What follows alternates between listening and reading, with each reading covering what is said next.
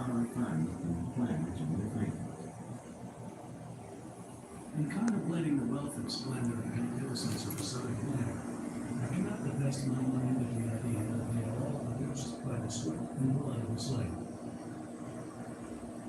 Watering and rearing the rice is considered one of the most unhealthy occupations on southern plantation. No stranger can bear the weight nor less from at this season of the year, without becoming sick. Long in the hands, or taking care of between the first 5 days after the end of the year. In our swamps and under our sun, the Negro thrives, but the white man dies. It was a short life and a hard one.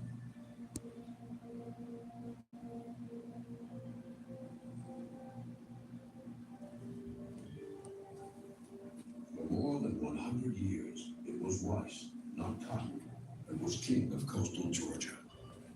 In 1749, the first slaves were brought to this state. And until 1865, the end of the Civil War set them free.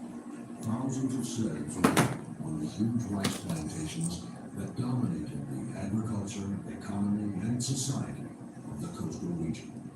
It was their labor that made possible the genteel, elegant, and exclusive coastal aristocracy of the white planter families, the families who owned and managed the land. At Hoffville Broadfield, 5 generations of the same family struggled to build and rebuild and adapt and change. From its earliest days as a rice plantation to its later incarnation as a dairy farm, Hoffville Broadfield belonged to the Brailsfords, the Troops, and the Dents. And through it all, through hurricanes and wars and mortgages, they managed to preserve their land and their history. A McIntyre funeral brought the family from England to Charleston after the Revolution. The family consisted of Simon Brailsford, his wife Susan, had 3 children, Susan, Elizabeth, and William, my grandfather. Mrs. Ophelia Troop Dent, from the 3rd generation at Hoffville Broadfield. William Brailsford came to Georgia in the early 1800s. Among the properties he bought here was an uncleared tract of land called Broadfield. He renamed it Broadfield, and when he died in 1810, he left the plantation to his wife Maria and their daughter Camilla. Around 1814, Camilla married Dr. James Troop of Down, and he assumed responsibility for the family properties. He added to Broadfield an adjoining section of land called New Hope. By 1849, when James Troop died, records show that he owned approximately 7,300 acres of land, 357 slaves, and 3 homes, including one on Broadfield. But his daughter's recollections painted a different story. Failures were on every side. Nothing but my father's high integrity, seriousness, and simplicity of purpose, and the strictest economy at home for the cost of my life. But at his death, in 1849, the debts were close on $22,000, and the estate was again brought insolvent, as in my grandfather's time. After her father's death, Ophelia inherited part of the Broadfield property. When she moved there with her husband, George Dent, they named their estate Hoffville, in honor of the school who had attended in Switzerland. Around 1851, George and Ophelia Dent began construction of the house that stands today at Hoffville Broadfield. Tradition has it that this house was built as a cottage for the plantation overseer, and that the family moved here after their larger, more elegant home burned. Whether true or not, what is known is that this is the house the family occupied until the death in 1973 of the last surviving heir. Hi, this guy. Decade of the 1850s, I'm at a plantation, you guys, in Georgia. but with the onset of the And this is the rice. I put some in my pocket. George Dent left his This is son a rice plantation. I didn't know that a lot of people from Pennsylvania Jack. brought the slaves to the South. Ophelia and her extended family of women and children moved to a refugee settlement near Waitrose. Waiting out the war was Okay. hard enough. This is a big plantation, you guys. The family was from Pennsylvania because they couldn't have slaves in Pennsylvania. And they couldn't have them work because it was too cold. So they brought them down south. Okay, this is how they got their water. This is probably what they cooked out of. Ophelia's son James Okay, this is what they pound. after the plantation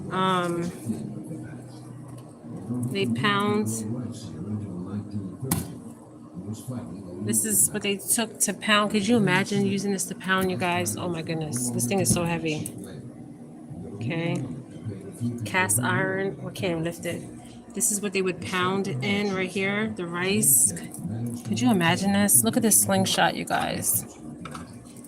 Okay, I don't know what this is. It looks just like a piece of wood. I'm gonna get some wood from here.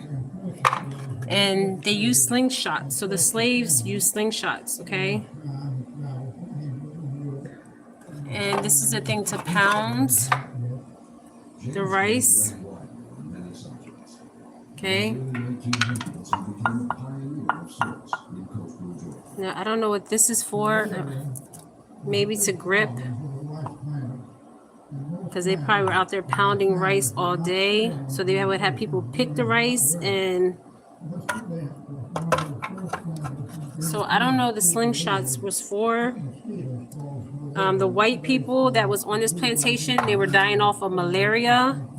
I did not know that the black people started running this plantation because they had a gene in their body that they carried sickle cell. So the sickle cell gene protect them from malaria. You guys, I'm so shocked right now. I never knew this, okay?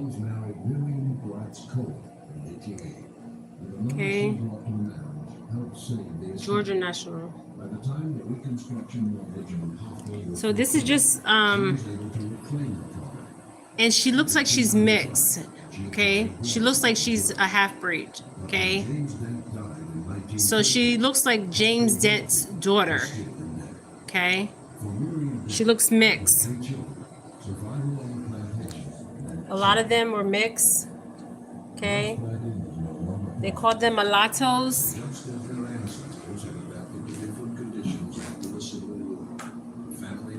I got some rice, you guys. I'm gonna take rice with me and some stuff from this land. The eldest son had trained as an agriculturalist, and he used his skills to establish a dairy at Hoffman. His two sisters supervised the day-to-day operations. So they show them. They show this movie, and then we go walk around the plantation. There's plantations all down south. I also want to get to native land. That is where I'm heading, and I'm heading to work on a case of a murdered Georgia woman.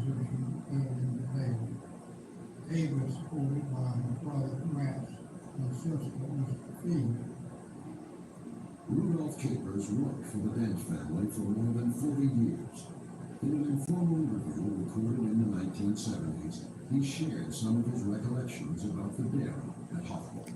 Okay, this guy Rudolph worked with them until his death.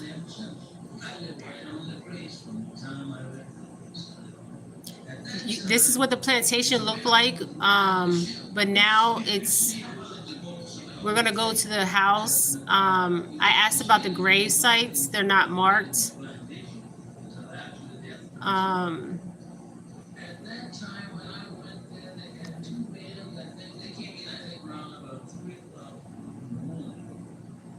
So they got up at 3 o'clock in the morning, you guys. 3 o'clock. Can you imagine getting up at 3 o'clock?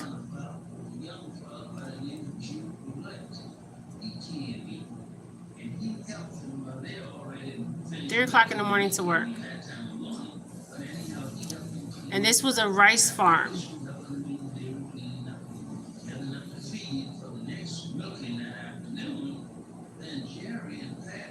But a lot of the white people died from malaria.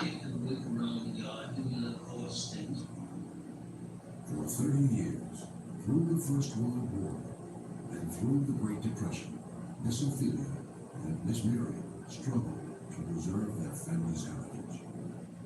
In 1942, they closed the dairy, in part because So they had, this was a rice farm, and then during the Depression, because of the they had to start selling milk. process of Okay, milk. But at last, Hawthorne Broadfield Plantation was out of debt. Miss Miriam and Miss Ophelia And we're gonna go in the house, you guys. Oh my goodness. Although they took hold in the hard times of the 1930s, turned this great rice plantation into a dairy farm. Even in these trying times. Look how beautiful. That's the entrance that I came in. My friends Remember the entrance? I took pictures. I don't know if I showed you guys the pictures, but I will show you the pictures. I will post the pictures. ladies handled their guns with their father's enthusiasm and skill. friends visited Hawthorne regularly. And there was a lot. I'm going to have the lady tell you guys about a lot of plantation owners was from up north. They were from Pennsylvania. A lot of them we know today as the Brethren, the Amish, and the Mennonite. You guys, I did not know this, okay? I'm from Pennsylvania. She did say that they did sell slaves at a Rhode Island, New York. It was a big slave port. Now there's also another plantation, a real big plantation in the Carolinas. They would bring the slaves into the Carolinas.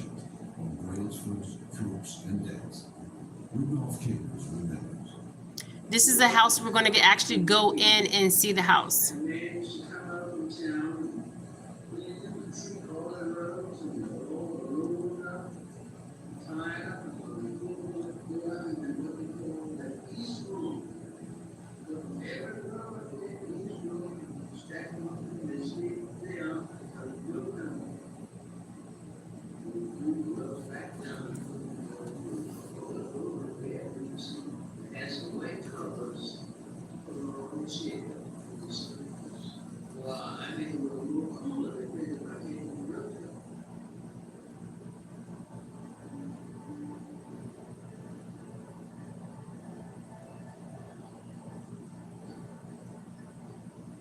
The rice planting days were long gone.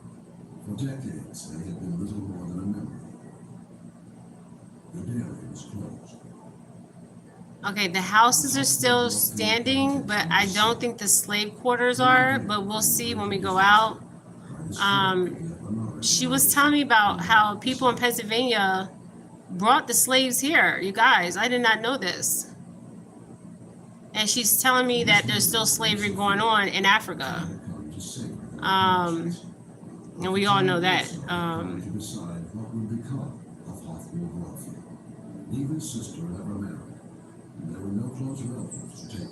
But I just want to show you guys this, and then I'm going to come back on one more time. This is what the slave quarters look like, and I will show you pictures when I go outside. And I actually got some rice, and before I leave I'm going to say something because I'll probably be here for like another hour. This is the rice. This is what they weave. These people came from Sierra Leone. Sierra Leone, they call them Geechee, Gola, Geechee. Look at this, it's so old. Okay.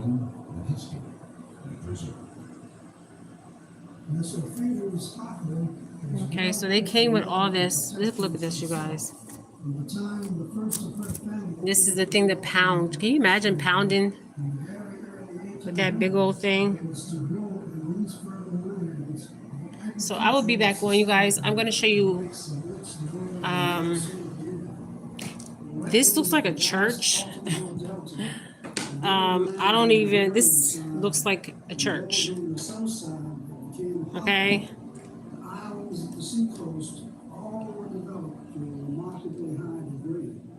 The success So people that believed in Yahweh, Yeshua, God, believed in slaves.